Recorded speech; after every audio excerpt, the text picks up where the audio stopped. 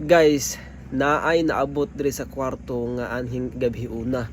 So na-surprise kayo ko, it is because kay murag nahadlok ko kay ingon sila ba wakwak daw. Pero dili siya wakwak, no? Pero color brown siya nga dako siya nga karon ko nakita nimot unsa ni klase nga mananap ni. So karon guys, ako ipakita ninyo kung unsa siya. Dara. No? Usa siya ka butterfly, brown butterfly siya. So wala ko kabalo kanang ponsa ni nasulod diri sa kwarto basta kalit ra man diri nga naabot diri.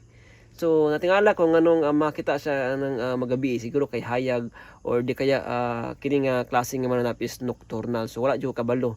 Ang iyahang size siguro, ang iyang diameter siguro mga isa ka dangaw siguro ka pindako.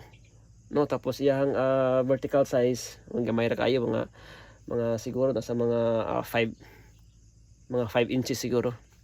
No, so yung giglap doon mga nasa sa kadangaw kapin. So wala jud kabalo unsa siya. Tapos naa siya murag sungay sa iyahang nasa murag sungay sa taas niya. Siyang ulo ba nasa murag banda sungay. So naglibog ko ni unsa ni nga klase nga butterfly ni.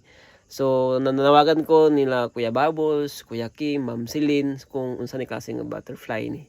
Unsa ni klase nga brown butterfly, unsa ni klase nga species ni. Okay, so okay pakita ninyo guys kung unsa iyahang itsura.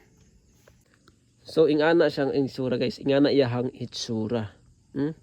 Lain ka iyahang pako kay mura siya og ang iyahang wings medyo mura ba gisi-gisi ba. Mura ba tawag dili na kuan dili na katong parehas nga form niya sa una. Mura bag na mga mura na langkat ba ni unsa ba ni. Tapos nakin makita diha nga sungay. Nasa mga sungay nga duha ka buk, di ba? Di ba murag dahon niya ang sungay. Makita ba ninyo guys? Kasi murag sungay. And then asin dako kay siya. Ambot unsag ni. Basta ni tapot ra diri sa akong sinina diri. Ko kabalo unsa ni. Makadlok ni. Si Kuya Bubble, si Kuya Kim ug si Ma'am Celine makatubag ni. Kaya sila may mga sweet ani mga everything dito sa mundo, dito sa earth. Palihog og tag nila guys. Daghang salamat.